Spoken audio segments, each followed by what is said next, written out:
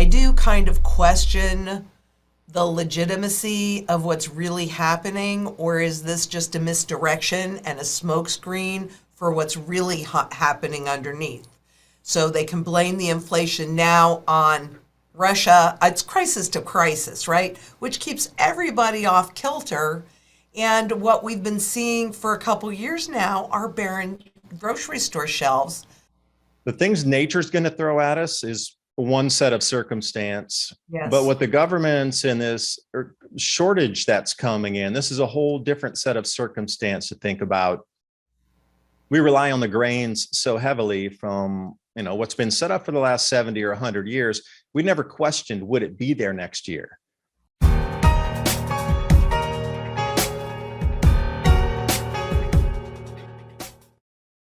Good afternoon, everyone.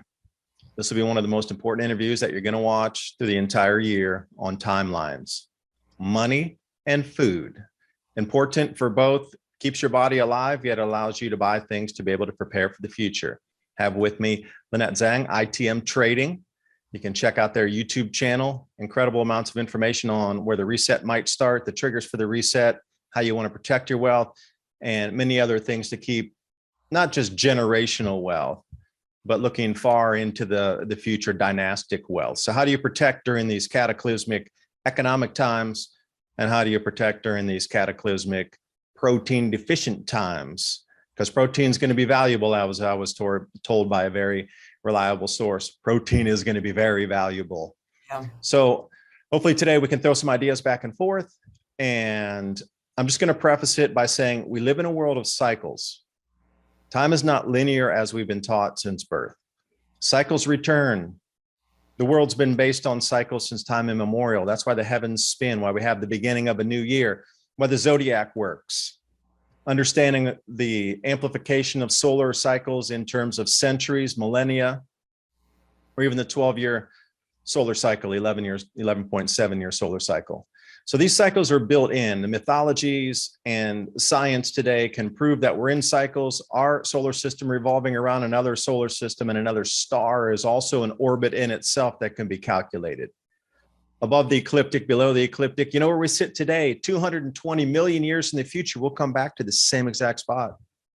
Those kind of length of cycles have been known, mapped out. So what are the effects on our world here? Do you think these stories of legends of breaths of dragons, maybe they were referencing solar winds, the pouring out of the heavens? Well, maybe that was some sort of effect electromagnetically that caused static electricity to build up in cloud layers and ring out the heavens, literally. So when we go back through myth, legend, prophecy, we come to right this time. I mean, look at these cycles. And that's the way to preface it. But who would have very specific information about the cycles, understand the change of society and civilization was at the crux of time right now? And if you knew that information, would you not try to continue to control power moving through the cycle, controlling, riding on top of a natural cycle to retain power during the collapse moving through? But what about you and I here as the result of all these things that are happening? Fertilizer shortages were inbound here anyway. 13% global fertilizer reduction before the Ukraine, before the Russian crisis. 13% reduction in global fertilizer was already here well before that. And herbicide shortages, which were going to knock global supply chains of anything grains down about 18 to 20% anyway without Russia. So I think there's a few maskings of causes here. I think it's being more controlled, and especially your control to food. So Lynette, thanks for joining, because I'm curious about the control to money and how we protect ourselves. I'll give some timelines for food, and I'm hoping that you can reciprocate and give some ideas about how you think money is moving and protecting our wealth as we get through both cycles, protein and money. Yeah, absolutely. And I'm happy to do it because you've been very influential on my food development and my property, both down here and also in my bug out house. So yeah, I'm happy to do that. We see right now, are there really shortages that you think might manifest in the gold and silver market? Because it seems that the silver might not be there. The LBMA not being able to take in Russian gold right now as good delivery. from some of the Russian, let's say central or not central bank, but the Russian banks that used to supply, that actually owned the gold mines that were doing the refining and sent it to the LBMA. I mean, there's a lot of pull right now. It seems like a lot of physical delivery, and now there's word that there's not actually the 1,000-ounce silver bars available anymore. I just don't know what to believe or what's on the horizon. I'm getting a bunch of snippets here, there, and everywhere, but I think you know far better than I. Well, for one thing, just going back to the Russian good delivery, yes, they're not taking the new bars, but they're happy to take the old bars. So, but in anything physical, whether it's food or it's metals, there's a finite amount of it. And so whoever controls that can then thus, perhaps control everybody. I'm hoping that we avoid that by all of this education and people getting prepared with their metals as well as the food. Because what the metals do is they really protect your purchasing power over time, which is why we see central banks accumulating as much of it as possible. And certainly Russia and China up to this point have been getting into position for what we're experiencing today. This is probably not a particularly popular thought, but I do kind of question the legitimacy of what's really happening, or is this just a misdirection and a smokescreen for what's really happening underneath? So they can blame the inflation now on Russia. It's crisis to crisis, right? Which keeps everybody off kilter. And what we've been seeing for a couple years now are barren grocery store shelves, while the local farmers are going out and big pharma. Now there's a problem with fertilizer, as you said, and other things. That's why I put in my ponds, actually. So I don't have an issue around fertilizer because I grow my own. Yeah, we're gonna have to take responsibility and in our 100%. own fertilizer production, as well as herbicide production and pesticide production. Now, JDAM is a popular method out of Korea that uses all natural ingredients that you might have of things that you would consume in table scraps and be able to compost different types of things you might find in a forest or a mountain setting, whatever that is, to create fertilizers and pesticides. I was wiped out last year with Japanese beetles. We didn't hop on top of them quickly enough, and the orchard gone. Oh, wow. So yeah, and the freeze just came in. It was 14 degrees Fahrenheit after everything had bloomed out here, and then almost, 100% of the blooms and flowers dropped off. Luckily today I see a little bit more new growth. The things nature's going to throw at us is one set of circumstance, Yes. but with the governments and this shortage that's coming in, this is a whole different set of circumstance to think about. We rely on the grains so heavily from what's been set up for the last 70 or 100 years. We never questioned, would it be there next year? Right. So here's the thing. I just a few days ago bought a 490-pound calf from the Amish, and there's an Amish farm not too far from here, but a mile and a half, and they have 500 acres. But when I was there was land that was tilled. I hadn't seen that area tilled before. So I asked, are you breaking this ground here? And they're all 500 acres are going into production. They're going to grow their own grains because their seed supplier in Ohio told them that they're going to get them the seed possibly, but they're not going to get as much as they ordered originally because they order about 18 wheeler truckload when they bring supplies in. So they're like, okay, this is not sitting well, that their suppliers can't get them the seed they need. 30% of all global exports are from Ukraine and Russia and that whole Black Sea region. That includes Belarus. If you look at it, and the really nitty gritty is Ukraine is not getting their corn seed for planting. So the USDA is coming out and saying, well, maybe Ukraine will knock off by a third the production. But see, that's sort of a fictitious headline with those rosy forecasts they give you. Mm-hmm. If the seed's not there, they're not going to plant it. So that I don't care what you're going to knock it off of. So then they're going to rely on Brazil, but Brazil relies 85% of the fertilizer from Russia. So then we get into this whole cascading spiral of all this interconnected agricultural business where Argentina suspended exports, Paraguay's down 60% on their soybean crop. There's going to be almost nothing coming out of Russia and Ukraine. We are going into a global, I wouldn't say famine, but the amount of food out there is going to cause panic to the point we've never seen anything like this before. So at what point does the money trail on? Is it going to be the food first and the money second? or the money food cost first and then the panic second. I'm not sure which way it's going to work. Well, when you're looking what's happening, they're really running parallel. So we've already entered, even though nobody is talking about this yet, and the 5 and 10 year just inverted, the yield curve inverted, and so that, foretells recession. This is going to be so much bigger than a recession, but I feel like they're paralleling each other because we already have more people hungry, and food insecurity is just growing, and the prices are expanding. And when you're talking about seeds, that is the importance. I've been saying forever, you have to be as self-sufficient and independent as possible, which also means saving your own seeds. I think we have to get very local, and we have to make sure, like you've pointed out, we have to have the ability to control the climates. And I'm putting in those geodesic hot houses in my bug out location, and they're 17 feet high, which means that I'm also going to have the ability to plant trees inside. I'll have some outside as well, but I think that I don't know which is really coming first, because I feel like they're coming at the same time. The system is clearly breaking down.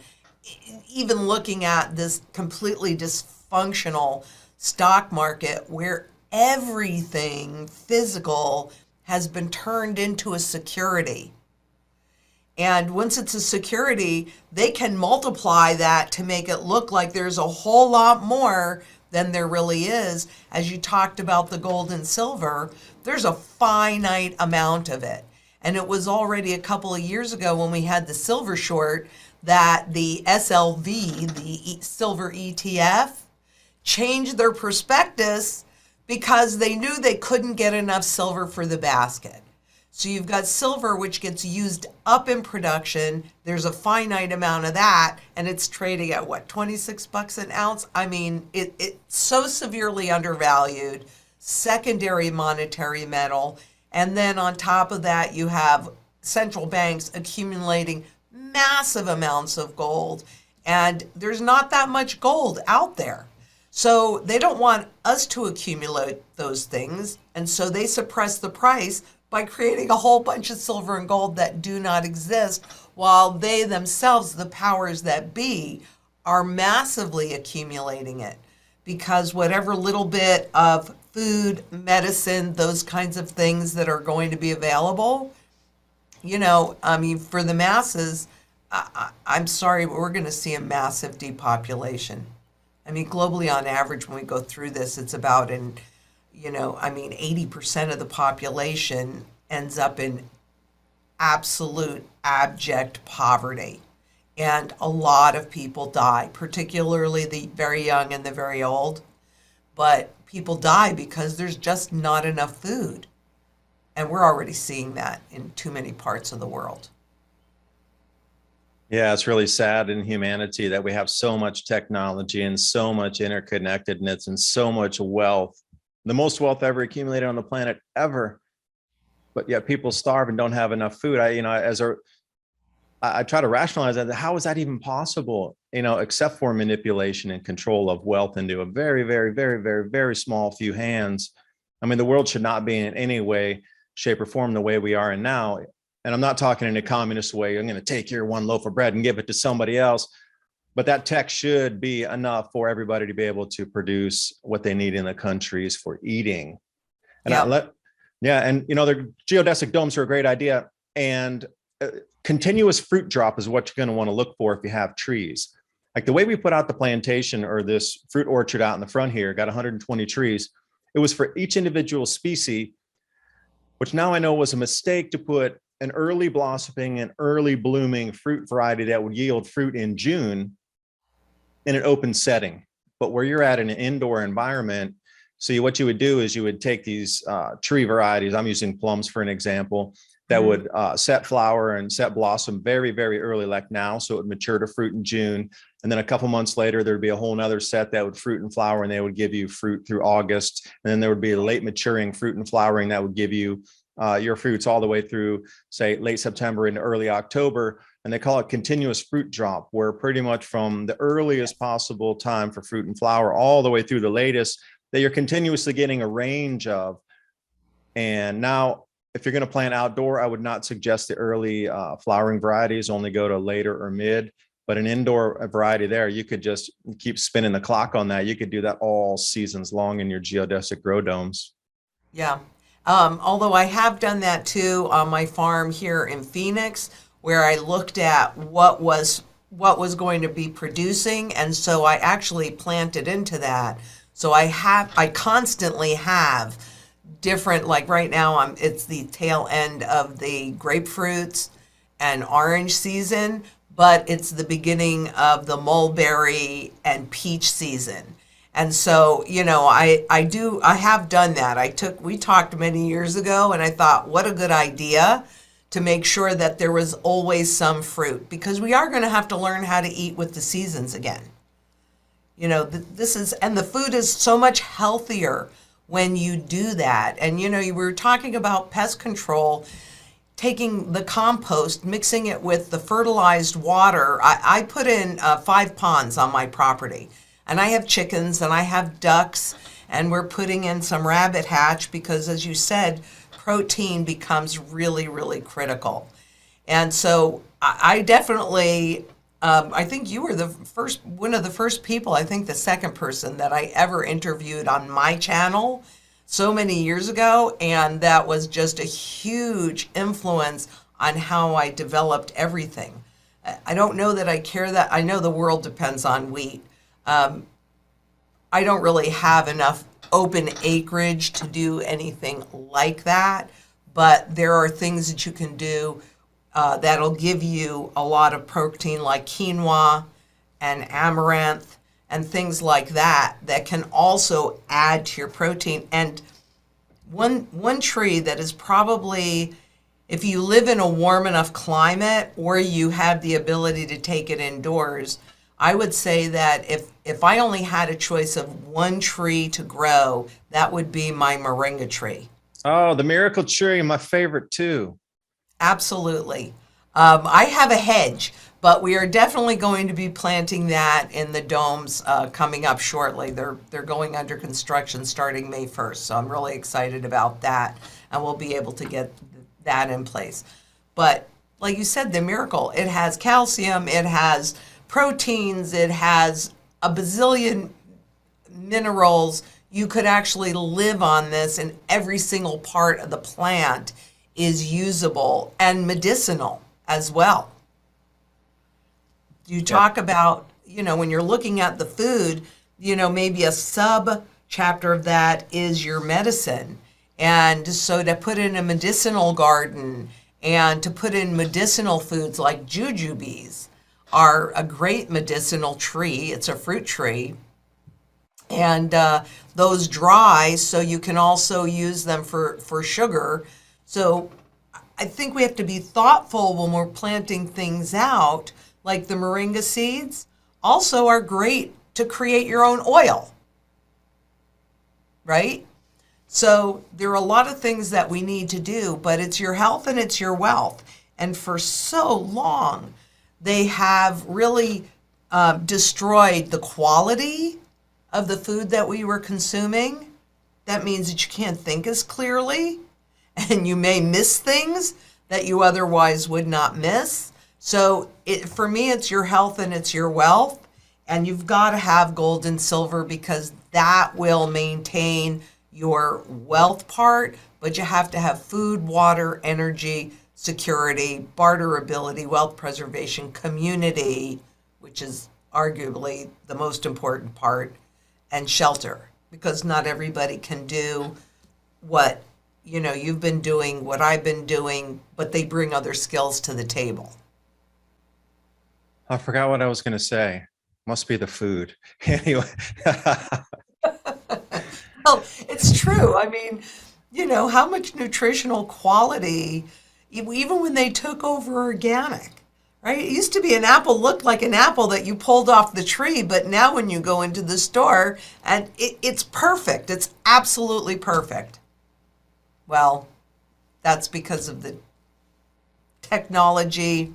I mean, they changed the rules in organic, but I like my fruit that I can pick right off my tree much better.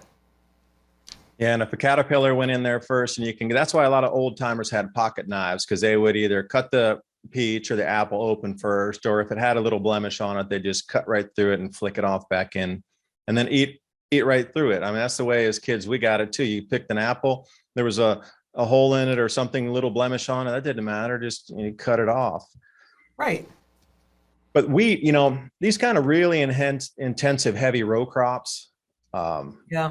you got to have a machine for that. And the thing about, you mentioned wheat is in a lot of stuff. Well, it's in more Yes. products across the planet. Corn, Soybeans, wheat. Yeah. I mean, all that processed food has all of those.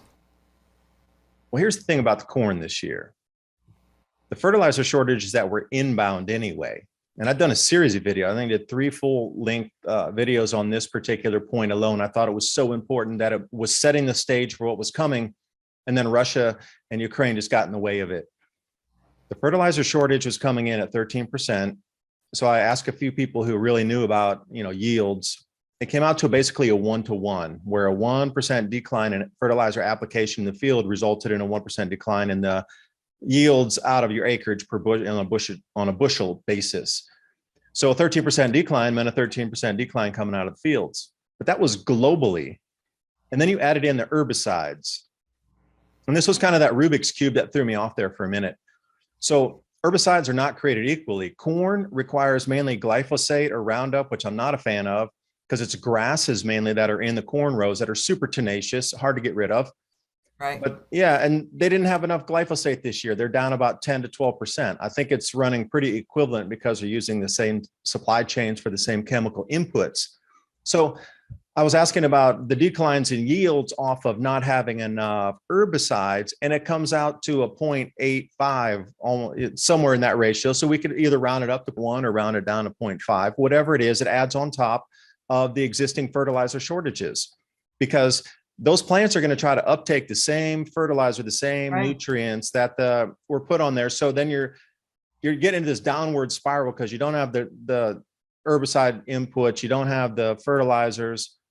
And then the USDA was coming out asking farmers to try to mix and match like class 3, class 4, class 23 herbicides to get something similar to glyphosate to run down the rows. So you got all these people out there playing chemistry set that really don't know what they're doing. And it is the amount of global food shortage before this Russia thing was going to be tremendous anyway, tremendous. And I don't know if it's a cover story for it to collapse the economy, because then they can move into their central bank digital currency and all those things we can talk about. But the machines and the corn, there's going to be a lot of products that might disappear because the corn's not going to be coming in. And like I say, Ukraine did not get their corn planting seed.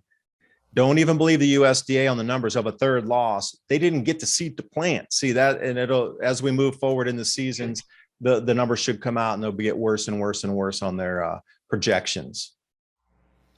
So part of what I'm hearing, so correct me if I'm wrong, is that people need to be really providing their own food and their own sources, because like your wealth, if you are dependent upon the sources from the governments and all of these agencies, then you're going to starve.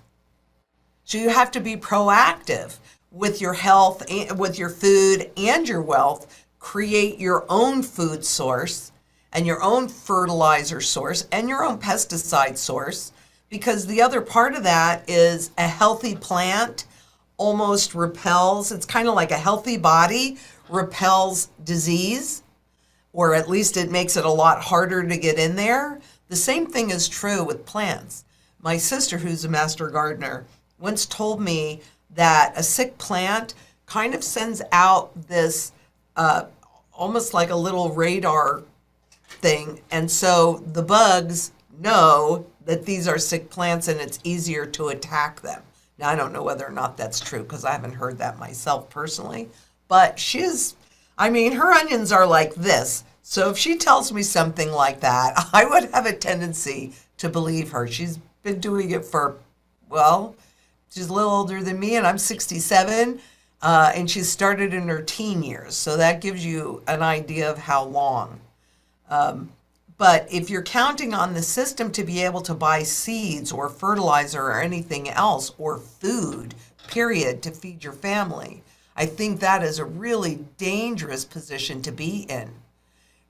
You need to be, community gardens. I mean, you have to be, I love that you're in a farming community because that community can come together to help. Maybe somebody does dairy, somebody does, wheat and corn, etc. But aren't they saving back their own seeds? Yeah, they are. And I'm glad you said that because just a few days back, to take a look and going out to the Amish farm to get our calf, in addition to them, tilling and getting ready to plant an enormous amount on the regular, what I was told was, here, I even wrote this down, the amount that they're going to put in their store for sales. Like you can drive up to their Amish farm and you can go in there and you can, go buy fresh veggies from the farm there. They're going to reduce their sales by 20%, meaning they're getting ready to pull back and prepare and store all that they're not going to put it out for sale. So that should really send a huge signal that they're at the point of, they're the most prepared people on the planet that can get through anything. They don't even live with the electricity. And they're at the point of going, oh, it's gone so far south that we need to pull back and start saving food for ourselves now. So how does that do for farmers markets? Because the farmers are going to be, since in the farming community, they are talking about some of the same things. The petrol's getting really expensive. So they got to drive like 30 minutes up to this farmer's market away from here. And they're going to start saving more, canning, drying, whatever they're going to do. So the new thing is, if you can come out and buy from the farm in bulk, as in farmers market bulk, they don't have to go up to the farmers markets on Saturdays. So you're going to see a swing in availability of what you purchased at the farmers market. The number of people that will be there as vendors, because they would prefer you to come out and bulk buy off their land versus having them to do. So a lot more is going online and getting you out to their physical premise to sell you and load your trunk at their farm, not them coming to you anymore. So there's going to be a gigantic shift in the way food's available for us. So if you're relying on farmers markets, then what? If you're relying on the Amish, then what? But for heaven forbid, the supermarkets close down or need a digital rationing card, some sort of ID facial ration card to go into the supermarket and get your food. I mean, how many steps back are you to knowing your fourth, fifth, sixth source for food down the way now?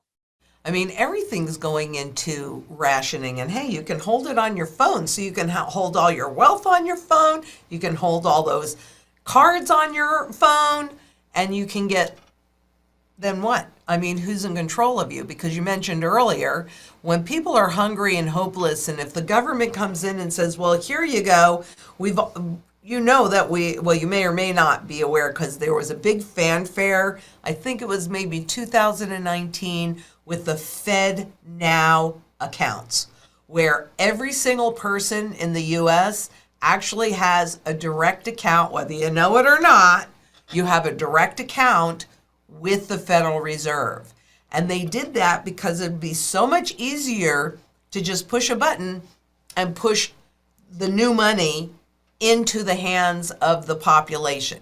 They won't have to send a check, or they won't have to do a wire. They just push a button and the money is in there. The problem is that the money has no value, because it basically has almost no value now either, and it's losing value more and more rapidly. That's what inflation is.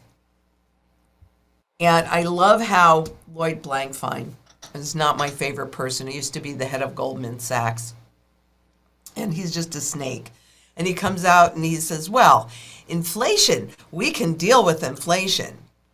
It's deflation that we can't deal with. Well, if you are very wealthy and or you're self-sufficient, then yeah, you can deal with inflation. I mean, I'm having people over for dinner tonight, and about 95% of the meal is right from my gardens, because I'm also growing my own meat chickens. So we're having chicken and roasted vegetables and salad, and that's all from my farm. So I don't really have to worry too much about it. But we all need to be looking at this seriously so that we are not dependent on the system, because let them come in and say, here, this will save you. And people will be so hungry, so hopeless, so scared that they'll accept it. And then, I mean, you lived in China for quite some time, right? I And, did. you know, what kind of a hold do the Chinese have over their population? Complete, to the point of rounding you up and taking you away at any point in time for the wrong word. For the wrong word. Yep. Not even the wrong action. Forget the action's way wrong word. You're gone. So I always felt like China was showing the rest of the world how to 100% completely control their population. And you had mentioned about the rice shortage and those kinds of things. Do you think that's what we're seeing or going to see here? It is, because if you look at the imports from China, they have about over half the world's everything in the country for food right now, from corn to rice to wheat, soybean. If you look at those charts that have been coming out, I think Goldman Sachs putting out the export figures there. China holds at least half of the world's what has already been harvested